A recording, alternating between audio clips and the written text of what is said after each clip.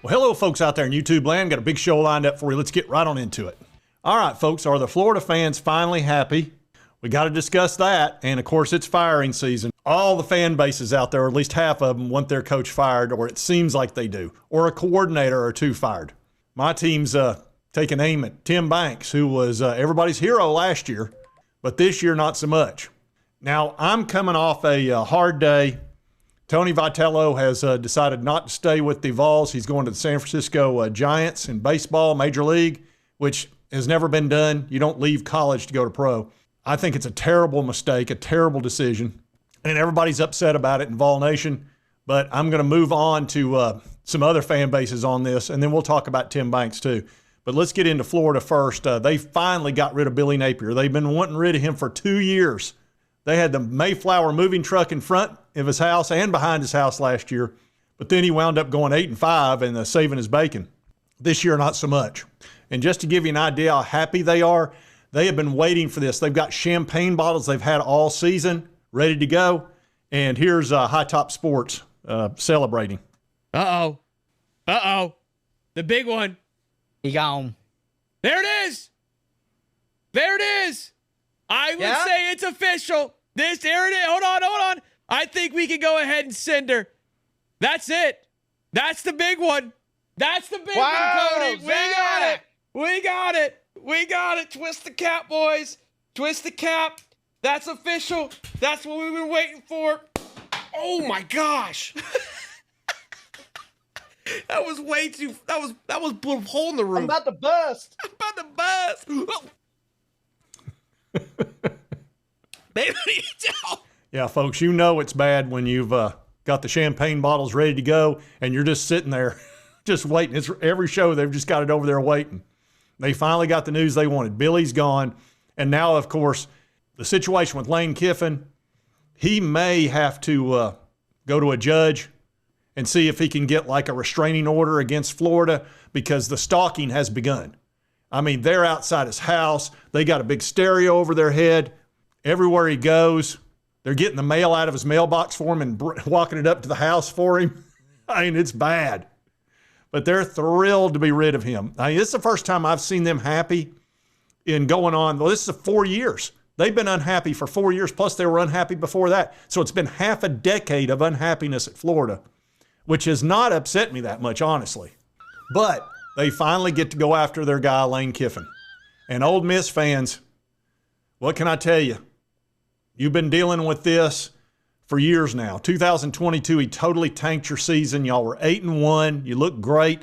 And then Auburn showed up with chocolates and candy and flowers.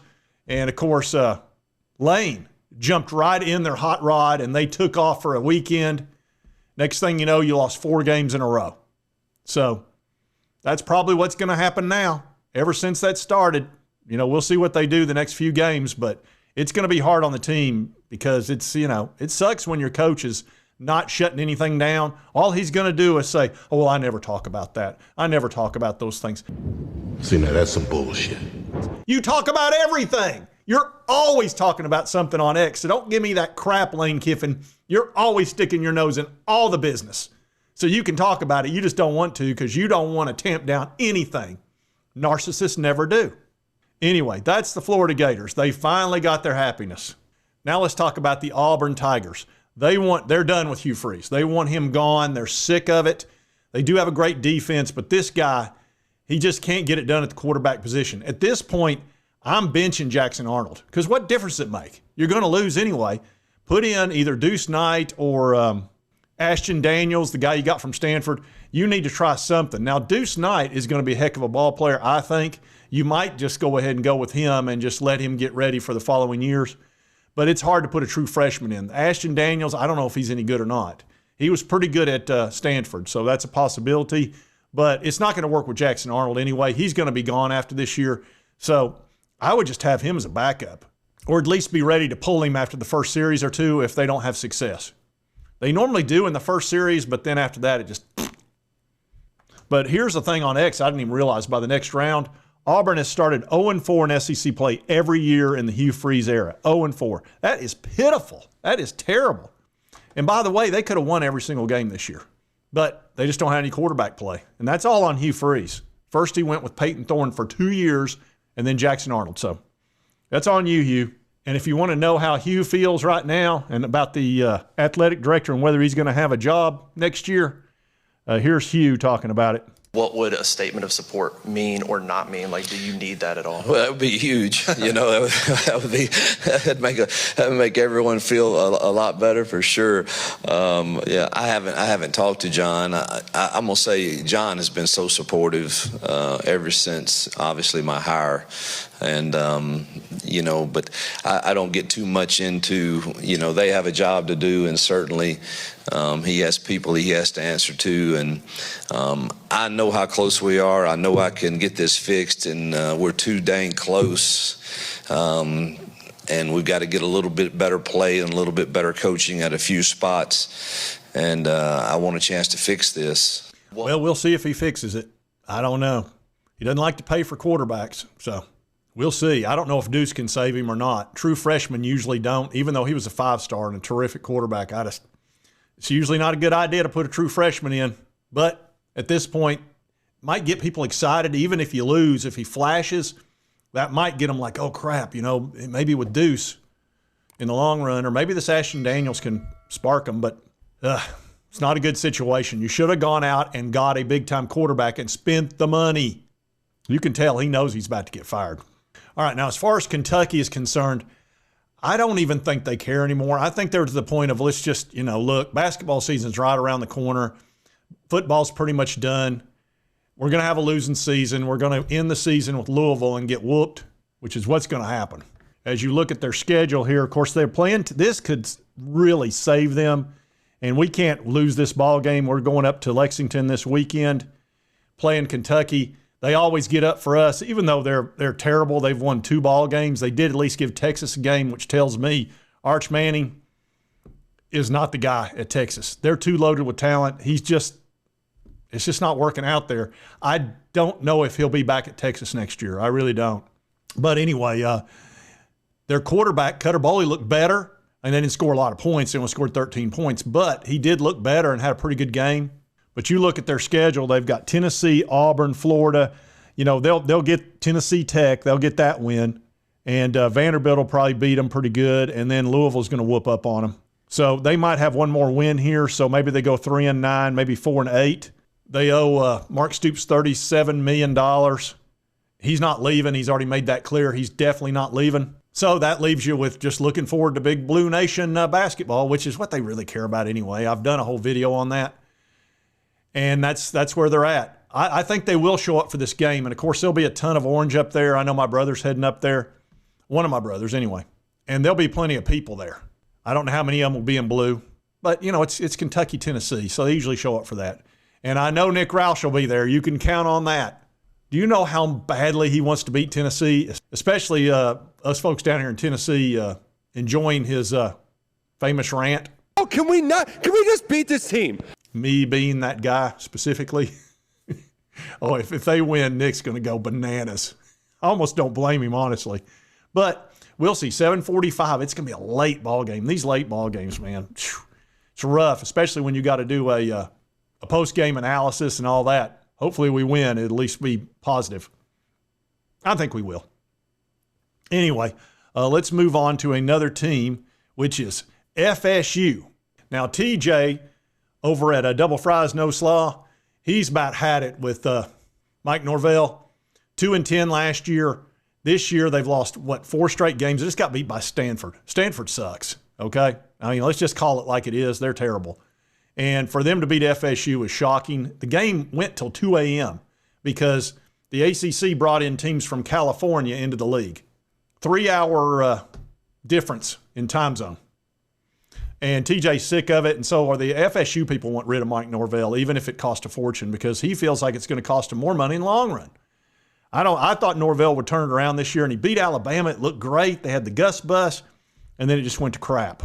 A lot of people with these renovations and with NIL and with booster memberships and the fact that they jacked up our season ticket prices and everything else, I know a lot of people that have given more this year than they've ever given. And I'm included in that. I had to upgrade. I didn't pay certainly what the people down at the bottom in those boxes paid, but I paid more this year than I've ever paid to FSU. So don't tell us that we need to give you more when you go on the road and you can't beat Stanford. You make a change, and then I think people will start to buy in again. They've got to make a change. Alfred has to do it, and I really think it needs to happen today. They need to get back on the plane, and we need to get a Pete Thamel tweet. And then we'll jump back on here live and we'll talk about where we're going. I did a video on Friday of 10 coaching candidates. I don't even remember who I had in that, right? It was all the hot names, but you got to do something. Maybe you can get Franklin for cheap. Maybe you can find somebody. I don't know, but you got to make a change. Yeah. Now, TJ, he has another show, College Football Addiction, which I go on from time to time. He's been very fair to Mike Norvelle. He really has. He's been a supporter of his through thick and thin, but it's gotten too thin. Okay, it's gotten way too thin, and you just can't go 2-10 and then lose 4 in a row and lose to Stanford. You just can't do it. It almost feels I don't know if he's lost the locker room or what's going on, but I don't know how you lose that ball game. It's just literally impossible. But these things happen sometimes. But you can tell they're done. They're done at FSU. Mike Norvelle is on very short leash at this point. And what he's talking about when he says it may cost more to keep him, even though you got to pay him a ton of money. Look, people will quit going. You know, if they lose faith in a team, they'll just quit going. They'll quit donating money. It can get more expensive. And FSU is not a poverty situation. It's not. FSU's got a lot of money. So we'll see how this plays out. But they do need $75 million come 2030 to either join the Big Ten or SEC. So they've got that in the back of their mind. They need so badly for Norvelle to win, but he just can't seem to do it. I guess that Alabama game was just a fluke. But anyway, let's talk about Tim Banks at Tennessee. Last year, Tennessee's defense was number 6 in the country. It was fantastic. We had 2 shutdown corners, and we had several guys that went to the NFL. I mean, it was a great defense. It's the best defense we've had in years. This year, it's not been the case. I thought we were going to have another great defense. We immediately, the first game, we lost our shutdown corner in Gibson. And, of course, we knew we were going to be without Jermod McCoy for at least part of the year. Well, and we may be without him the whole year. So we had 2 shutdown corners. One's a first-round pick. One's probably a second or third round, the way he was grading out. They have not only not played any at all, but on top of that, we've got tons of money tied up in those 2 guys, and they're sitting on the bench. So you can't even go out in the portal and get anybody for them because all that money's tied up. So we did wind up bringing Colton Hood in, who's done some really nice work, but we've got a freshman at the other corner, and we're having to help the secondary out so much that we're not able to stop the run like we've been able to do the last several years. So the defense has been a real struggle. Our offense has been fine. Our offense has been scoring really well. Joey Football's been doing great, but there's a ton of pressure on Tim Banks. Let Tim Banks go. Now, Tim Banks was looking at probably going to a Power 4 team as a head coach. I mean, he was a hot prospect last year. I think he was up for the Broyles Award or the best assistant coach. So this has been a bit of a fall, and it may have to do with those 2 injuries. You know, that's one of the things, you know, having shutdown corners changes your defense significantly because then all of a sudden you can put them out on an island and then you can stop that run very easily. But it just hadn't been that case. So here's the thing, you know, this is a tough business. If you don't win, people are going to be pissed. And they're going to come at you. So I don't know if it's fair or not, but a lot of people are asking for Tim Banks's, you know, resignation. I'm not ready to do that. Personally, I'm not ready to do that. I didn't forget about last year's defense. So anyway, everybody's talking about it. And of course, everything in Vol Nation right now is Tony Vitello leaving and heading to the Giants, and everybody's upset about it. And there were rumors that some of the money had been moved from the women's basketball or from the baseball to women's basketball and NIL, and that it upset Tony Vitello. Now, Danny White came out and said that was not true. That's not accurate. That rumor is false. I don't know. Like I said, it sounds like they didn't have a very good relationship, Tony Vitello and Danny White. Anyway, they may be oil and water, honestly, because I feel like Danny's done a good job, but this is a definite hit to his reputation for sure. This hurts. This really hurts because Tony was very popular, he was the mayor of Knoxville. So anyway, there's a lot of negativity out there right now. This is football season. People get upset when they don't win, And now Alabama, who literally wanted rid of Kalen DeBoer, they were trying to find $60, $70 million to get rid of him, not 5 weeks ago or whatever. And everybody was calling in to Paul Feinbaum. They wanted him gone. Oh, now they love him. Oh, Kalen's so wonderful. That's how fickle football is. It's all sports. College sports is very fickle. Anyway, if you like this content, be sure to hit that like button. Let's me know continue to cover all these big college sports stories. If you've not subscribed, boom, boom, and boom. Hit that little button right there. It won't cost you a dime. And right over here is the most recent video YouTube thinks you'll enjoy. We'll see you next time on Sports Talk Jay.